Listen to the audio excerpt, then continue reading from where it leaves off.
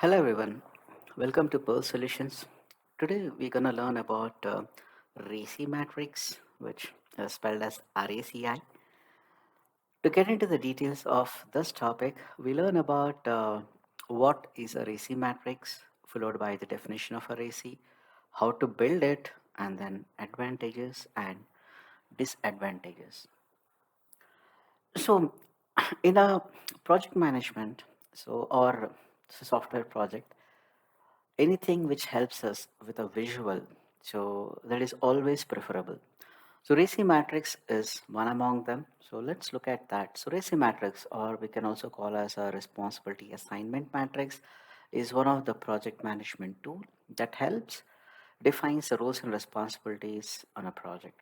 So basically it's a visual chart which shows us that who is responsible for each of the tasks, or we can take that as a milestone, or we can also make sure that who is involved in each of the requirements.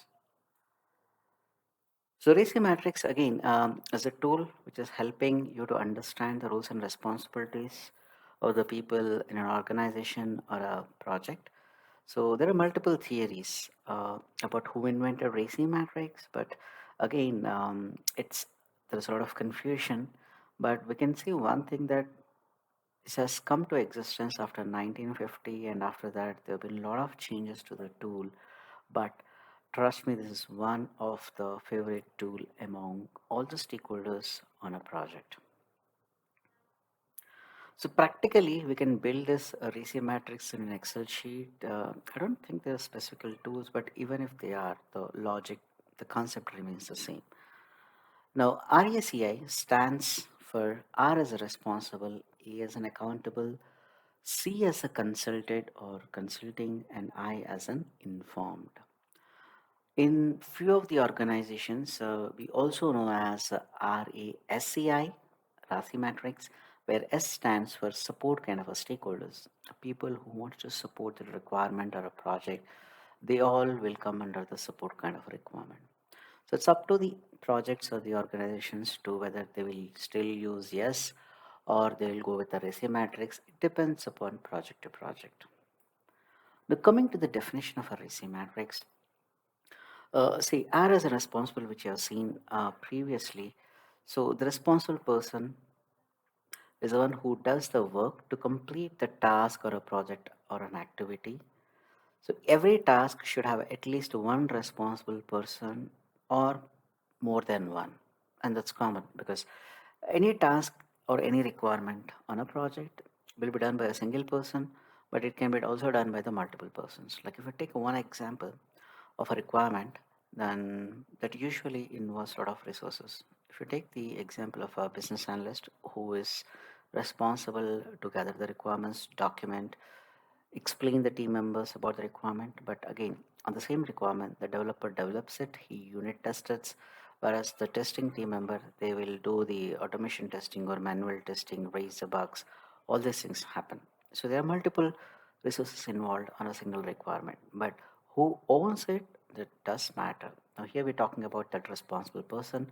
So even the accountable person is the one who reviews the work involved in a project to make sure the responsible person knows the expectations of the project and completes the work on time.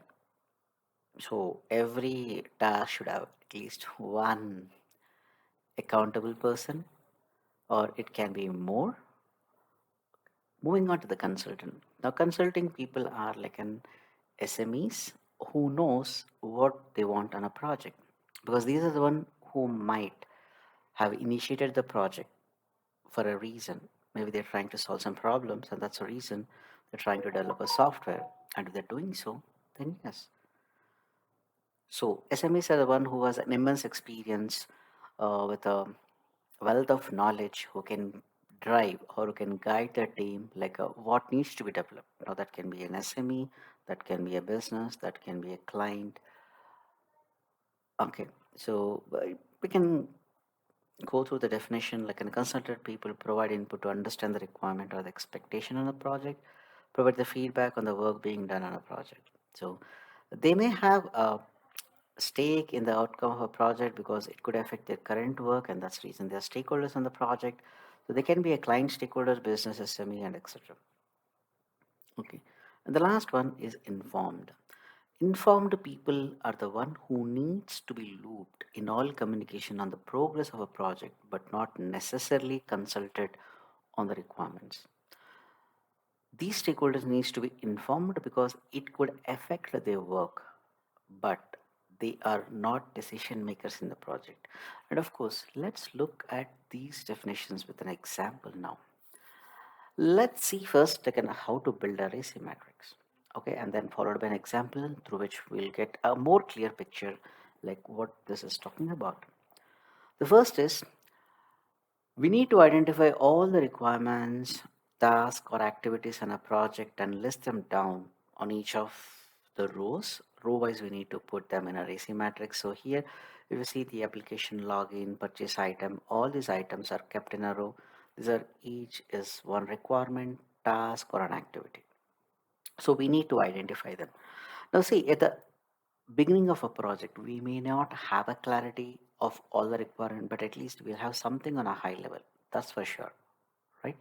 So as and when we get into the project, of course, we drill down and then we get new identifications. And then if that is the case, you can add more as a row because this racing matrix is evolving throughout the project and someone needs to maintain it. Okay. So once you have identify all the requirements, then identify all the stakeholders, including the roles and responsibilities and the level of involvement in the project because it's very important. How to identify our stakeholders and then how to identify their level of involvement. We'll make another video, but assume that that's one of the tasks that we have to do on a project. And assuming that we have identified all the stakeholders, your stakeholders stands column wise, like here we can see as a business analyst, project manager, client, third party service provider or consultants or vendor, then the system admin. So all this column wise we can keep. After identifying the requirements and the stakeholders, now we need to identify who is responsible for what on the project. So there will be clear-cut definition from the project wise, but we also need to act on the external stakeholder wise. So that is the reason we need to make sure that all the stakeholders are being identified with their level of involvement on a project, what kind of roles and responsibilities they are playing on a project. So based on this, we can identify who is responsible, accountable, who is consulting, and who is informed. And make sure that there are not duplications with respect to requirements or the identified stakeholders. Because if there are duplicates, then the whole concept get obsolete. Then once this is built, you can share this with your stakeholders, get the sign off, and then start maintaining from there onwards. Okay. Now let's look at this example that is mentioned in this sheet with the roles and responsibility, the matrix.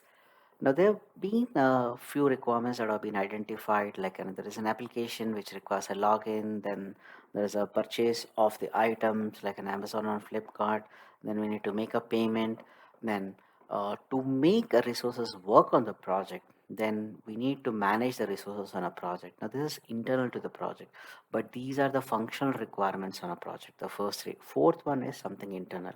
But again, that's one of the activity, that's one of the requirement on a project. That's the reason we have maintained.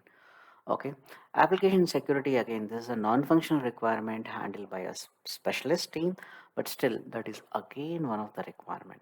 So that is the reason, see here, we try to give all the requirements to give that they can be different sets of requirements which of a different nature handled by different people, but still we just group them together to form a RACI matrix. And this list can be a long. Okay. So now the stakeholders which we have identified is internal stakeholders are like a business analyst and project manager.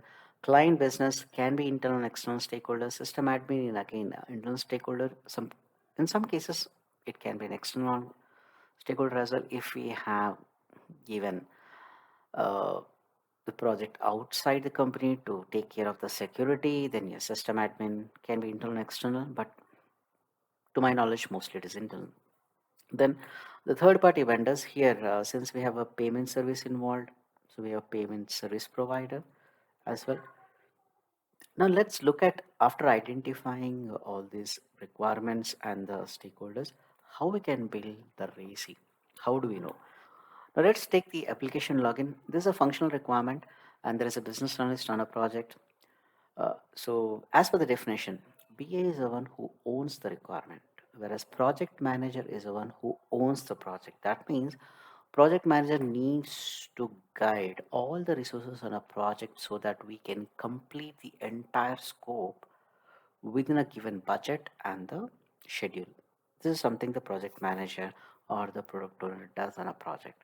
So he is accountable for this requirement, whereas a BA, the business analyst who is working under him, is responsible to take care that this requirement is delivered as expected, functionality wise. Now, any questions in this application login between the BA and the project manager, we can always consult the client. Any updates with respect to the functionality, the designs, documents, we can inform them as well. And that's the reason the client is consultant informed.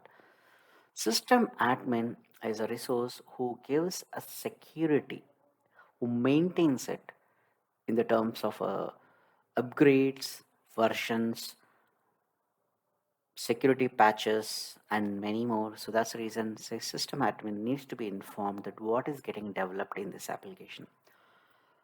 Payment service provider, now this is a third party service, though they need not know what is happening with respect to this functionality because this is not for which we have hired them or we have signed a contract with them. Okay. Now, when you talk about the contract, it's related to procurement. So we're gonna do more videos about the procurement as well in future, but let's move on with this video. So purchase items make payments are in a similar lines. They are functional requirements, so where BA is responsible, project manager is accountable, client can be consulted and informed for any questions and clarifications. System admin needs to provide a security for these two items as well. And coming to the payment service provider, so we see there is a no role of a third party payment service provider for purchase items, but to make payment, he is responsible.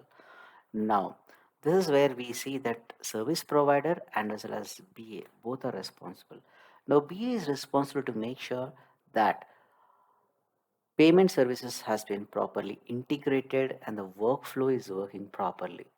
Once I purchase an item, then it goes for a payment. After payment, again, the relevant actions that should happen in a system. So that should be verified by the PA. Now, why the payment service provider is responsible? See, anywhere in the world, any application which has involved payments, so usually the payments are driven by the local governing laws or the local government. Now, these governments have defined certain set of rules which needs to be followed by any application.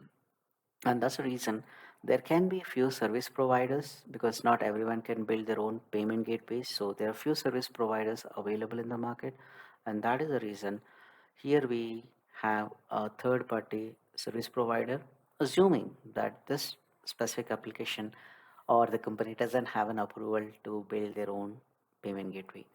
So to provide that service, now this third party is responsible because without this, the project is incomplete, and that is the reason we have identified that as an responsible.